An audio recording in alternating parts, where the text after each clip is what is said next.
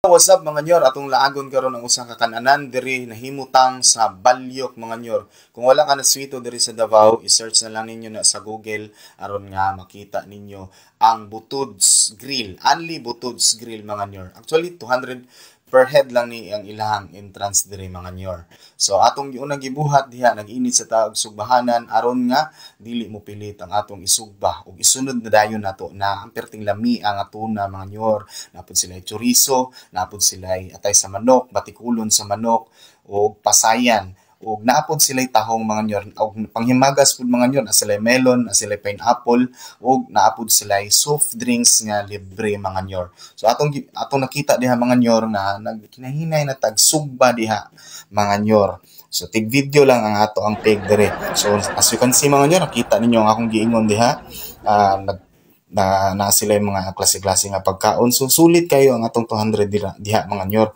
Dili gyud na siya maalkansi ang ato ang 200 pesos diha mga nyor. Actually, ikaupat na namo ni siyang laag diri. Nya nakita ninyo na sig paypay diha.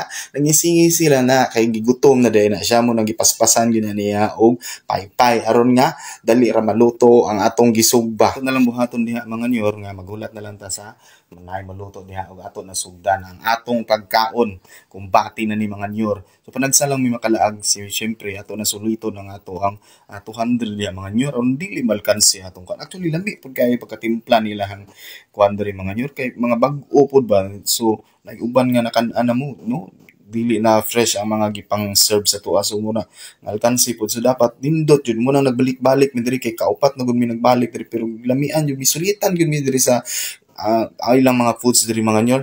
So diha sugdan na nato ang pagkaon atong i-celebrate ang among wedding anniversary sa ako misis. So diha sugdan na di ba makita ninyo diha mga lingaw na kay sila tanawan ni ganina karon perti na dako ag kaon habhab diha mga nyor. Di ba? Dagko na kay nagsingot. Siyempre, lingaw kay makita na to atong mga parents mga nyor nga nag-enjoy pod panagsa nga makagawas og balay kay gikapoy na magduto pa didto sa balay, di ba? Kani siya, di ba na kay hugason, di ba? Dako na kayo ugon sa tuwa ba nga dili tama dili tamo mahasol pag na mga celebrations so dito sa gawas kung natay mga budget man lang, di ba? Mo nang pagbutod ng mga nyor